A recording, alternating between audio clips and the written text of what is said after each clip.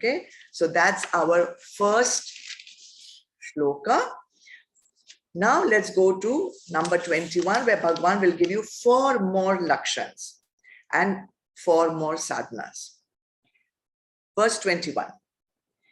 Nirashiryata chittatma tyakta sarva parigraha shariram kevalam karma kurvannapnoti kilbisham.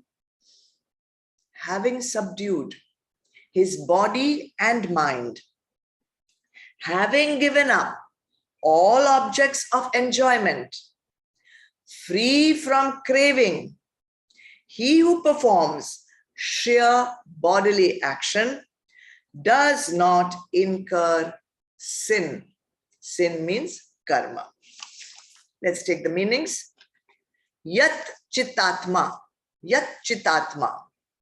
One who has subdued his mind and his body.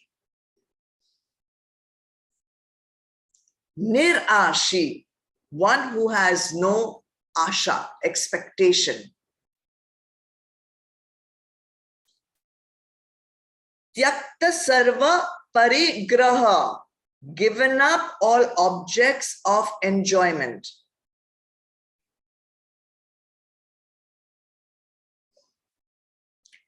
Na apnoti. He does not incur, he does not earn, he does not get.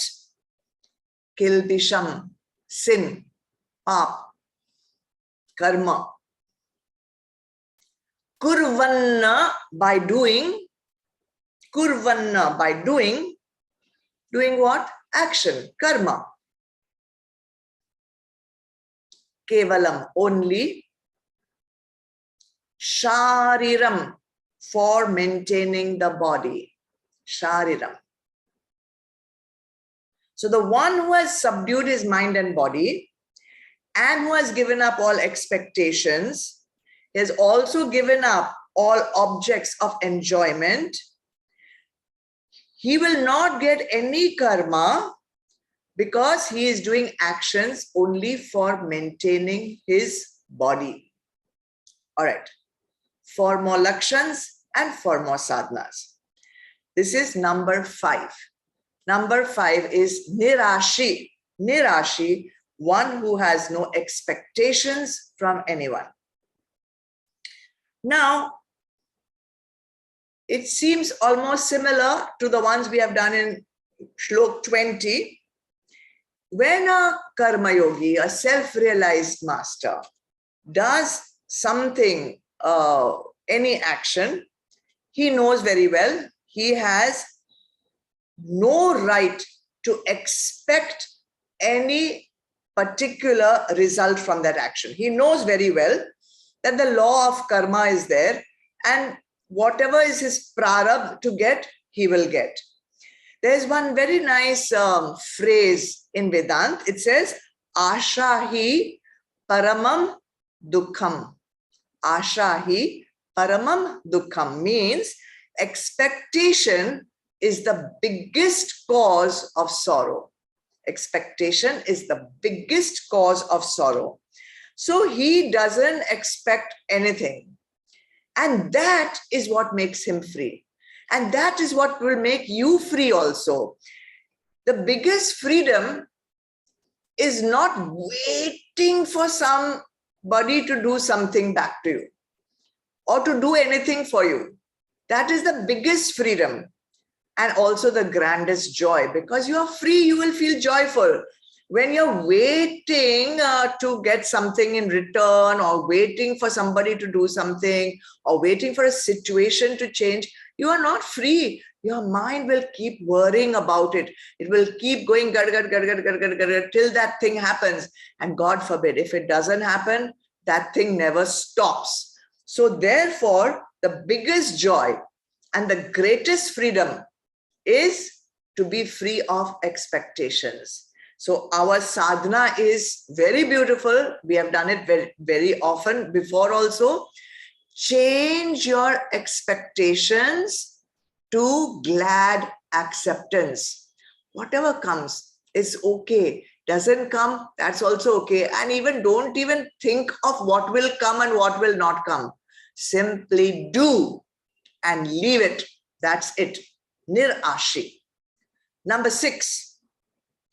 Yat Chitatma. Yat Chitatma, beautiful one. One who has subdued his mind and his body. Now you know how chanchal the mind is, how restless the mind is. Sitting in one place, it will wander all over the universe. It will take you in 1 second to the other end of the globe. It will take you in 1 second from one thought to its opposite thought. Sankalp, vikalp. Let me do this. No. Let me not do it. Shall I do that or shall I do that? Continuously. It's a curse. So fluctuation, gunas fluctuating. Sometimes you are feeling very calm, passive, sattvic, peaceful, and suddenly the guna will make you rajasic. Suddenly the guna will make you tamasic. You have no control over the mind. The mind has its own agenda. It's never still. And body is also the same. Body is also always wanting to rush here, there, do this, do that. Even sitting in one place, you'll be twirling your pencil around. Sitting in one place, you'll immediately take out your mobile phone and start, surfing the net, checking your WhatsApp, checking this, checking that. This mobile is the biggest culprit of this body not being still and mind not being still. Even if you have closed your eyes, sitting over there very calmly, trying to meditate, from inside, all the stimulus will start coming up. And let me tell you, this inside vritti, thought modifications, thought energy will be more when outside stimuli has been shut down. So, for most of us, body and mind are never still. Body and mind are never stable. They are continuously in a state of flux. Even in sleep, we are dreaming. Some of us are lucky that we have deep sleep state. In deep sleep state, the mind is also still and the body is also still, but we are unconscious of it. We cannot make use of that state of stillness. We cannot do anything for our spiritual growth in that state of stillness and stability in deep sleep, because we are not conscious or aware at that time. We cannot control our organs of perception. They are roaming all over sansar, looking, seeking, what new experience can I get? What pleasure can I get from this vishay? What pleasure can I get from that vishay? Continuous, unfortunately. However, if you have practiced the sadhanas of Karma Yoga, which we have been doing for more than 10 years, you will learn slowly to discipline the mind, to discipline the sense organs, to discipline the body. This word discipline is so useful for a sadhak, for a seeker, but unfortunately, the connotations of the word discipline are such that we feel it is against our freedom to be disciplined. We think I should not be disciplined because then I will lose my freedom to do whatever I want. But doing whatever you want is not freedom, my dear. Doing whatever you want is you are the slave of your mind and your body. Therefore, you have to take that control out of your mind and out of your body by the sadhanas. So learn the correct meaning of discipline and free yourself. You're not enslaving yourself by discipline. So discipline will help you to silence your body and mind. Discipline will help you to master your body and mind. And then you will be able, see, is there no use of the body and mind? Is it something so bad? No, it's useful, but you have to use it in the correct way. And more importantly, you use the body and mind when it is needed. You use the mind when you have to study. You use the mind to do your sadhana. You use the body to do seva. Use it when it is needed for the right things. And when it is not needed, put it down. Put it down. Just like you will pick up a book when it is needed, right? You need to read, so you pick it up. When you finish reading, do you keep on holding it in your hand for the rest of your life? No, you simply put it down. In the same way, when you need the mind and you need the body, pick it up. And when you don't need it, put it down. Sadhana for us is sama and dhamma. We have to practice that, restraining and disciplining the mind and the body so that we can use it for the purpose for which it has been given to us. And when we don't need it, when we are meditating, put it down. Okay? Number 7. Tyaktva sarva parigraha. Very beautiful one. This means that you have given up the struggle to possess things. Possession. Now, what does it actually mean? So, this is a story which I have always used in the past also. I'll tell it to you. Let's say that there are two good friends. They live in a village somewhere. And one of the friends decides that he wants to go and experience life, let's say, in America. So he goes off. Now he has a very beautiful house and he knows that it needs to be taken care of. So he offers his friend the ability to stay in his big house because he knows his friend doesn't have such a nice house, or doesn't have a house only. He's living in a rented apartment. So he says, you come and live in my house till I come back and enjoy. You don't have to give me anything or whatever. You stay here. So the friend is quite happy because it's a lovely mansion and to be able to stay in that nice house is good. So he stays there for many years because his friend is very happy in America. He's making a lot of money there. There's no hurry to come back. One day that friend in America hits the jackpot and he makes millions of bucks. Now he really doesn't want to come back at all. He says, what will I come back and do in the village? I am settled here. He's also got a nice wife and money and children have also come and whatever. I'm so very happy here. So he sends a message back to his friend and says, I'm not coming back. I'm very happy here. You continue staying in my house. And not only that, I'm now transferring this house in your name. From today, you are the owner of this house. You possess this house. Of course, the friend is very happy. Very nice. He's also hit one jackpot here. But something changes in his mind. Earlier, he was living in somebody else's house. Suddenly, his status has changed from a tenant to an owner of a house. Now he has pride in the house. Now he has abhiman in the house. Now his, perception of how others perceive him, understood? His perception of how others are perceiving him changes.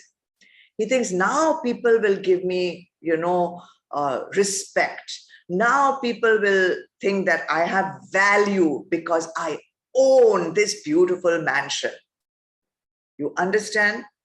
He has become possessive about his possession, and that has given him pride, abhiman, and his perception of what others are thinking of him, the respect that he should get from others. All that is going on in his mind.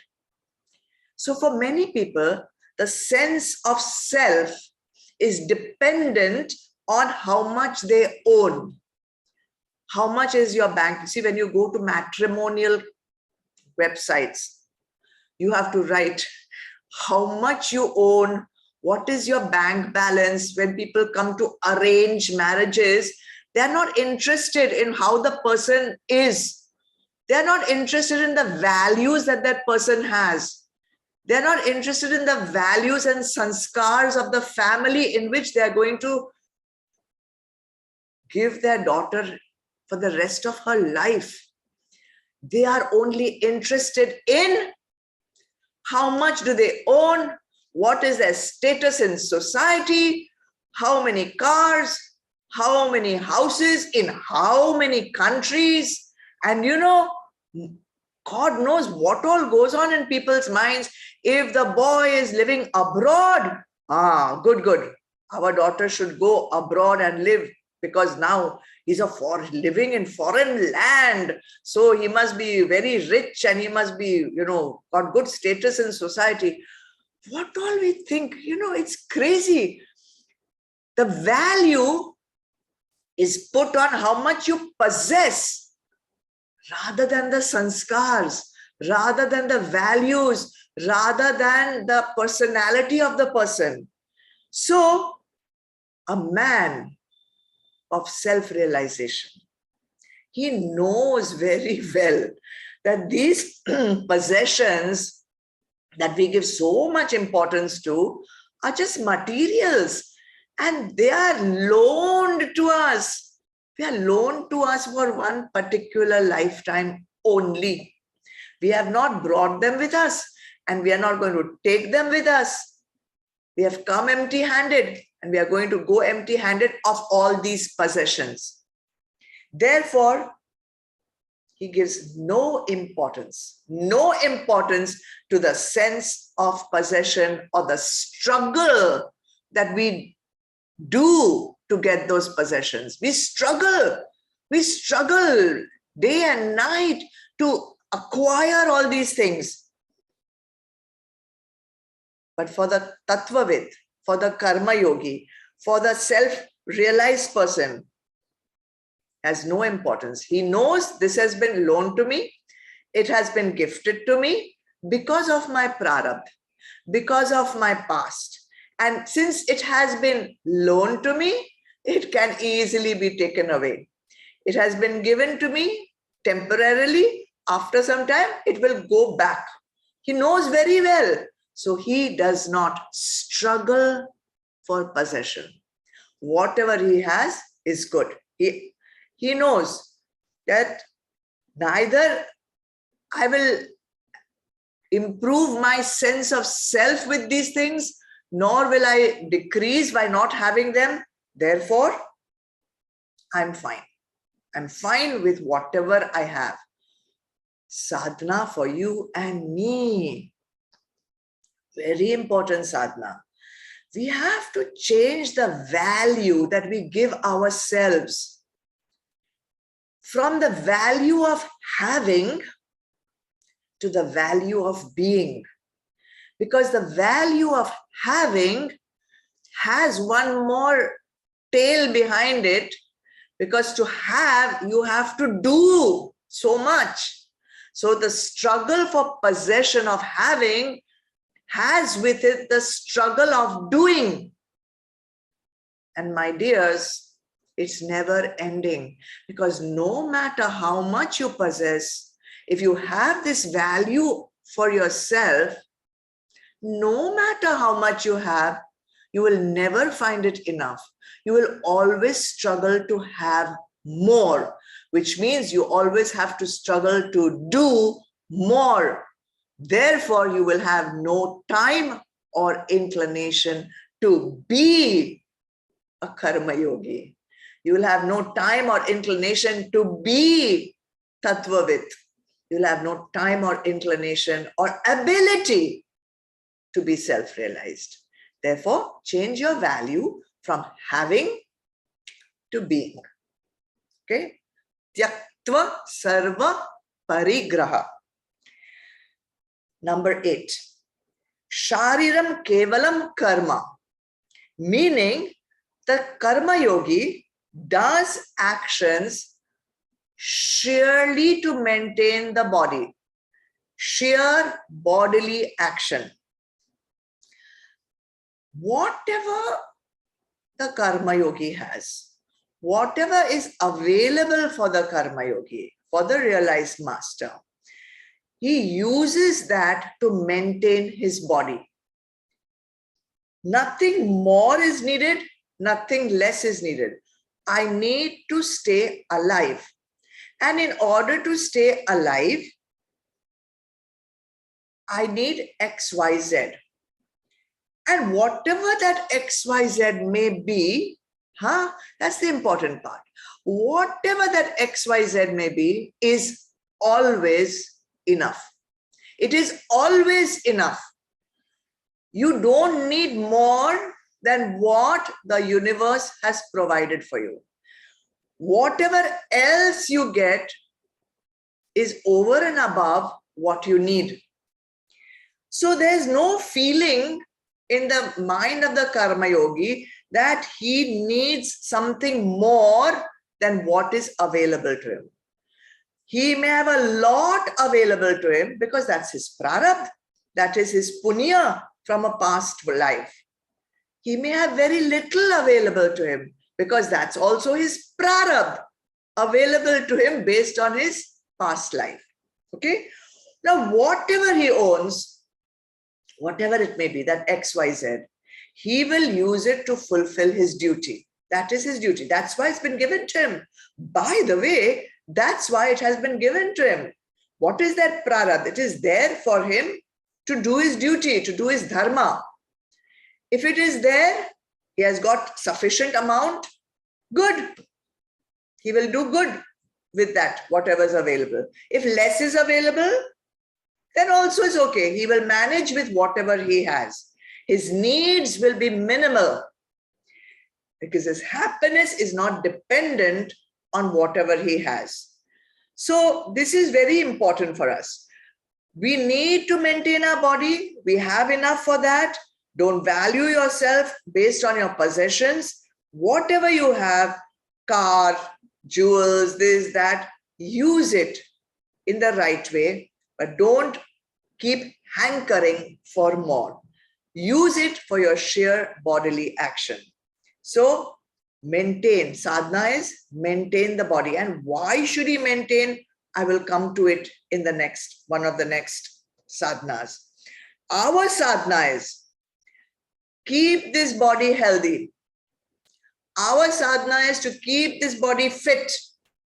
Keep this body alive so that you can finish your karma, so that you can do your dharma. The body has to be kept alive till all your karma is over. Your body has to be kept healthy so that you can use your buddhi to understand Brahma Gyan. Hello, what are you using your body for? What are you eating all your gourmet foods and getting all your luxurious possessions to keep this body looking good, to keep this body looking, getting good status in society, and you're not doing your dharma, you're not exhausting your karma, then you're not maintaining your body for the right purpose. Therefore, correct diet. Therefore, correct exercise. Therefore, correct sleep time. Therefore, correct waking up time. All these things are for what? For maintaining the body for as long as possible, so you get more years to exhaust your karma. You get more time to get out of your avguns. You get more time to beat all your enemies which are inside, to purify yourself. That's why you need to stay alive longer. That's why you need to maintain the body. Shariram kevalam karma. Do your actions to maintain your body. Very important sadhana, often overlooked by spiritual seekers. Keep that in mind. That was number 8. Now, if you do all these 4, and you'll see now in the end of every shloka, where Bhagwan is giving the lakshans of the karma yogi, which is of course sadhanas for us sadhaks, he gives you the benefit of doing this sadhana. And it's repeated, because once is always never enough. Once is never enough to tell someone to do something. You have to tell them again and again. And not only you have to tell them again and again, you have to tell them the benefit, because without knowing the benefit, nobody wants to do anything that is uncomfortable. And sadhana is uncomfortable. Why? Sadhana is uncomfortable because you have to do something that you have never done before, and it is taking you against the current of your present action. It is doing something which is contrary to your tamasic or rajasic habit. That is why sadhana is uncomfortable. So Bhagwan will keep telling you the benefit. Now again, he's telling you the benefit. Na apnoti kilbisham.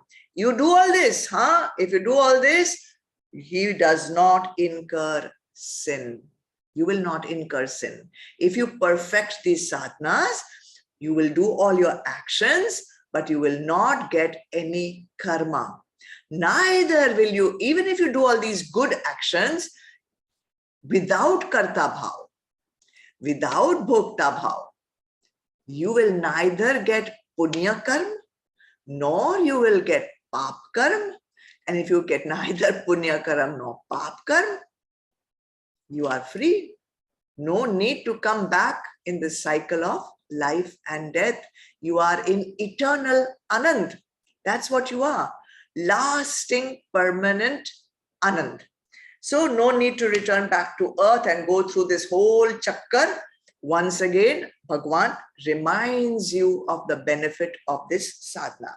So these were totally, now we have done 8 sadhana, 8 lakshans, giving us 8 sadhanas.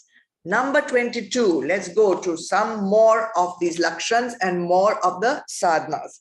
Number 22.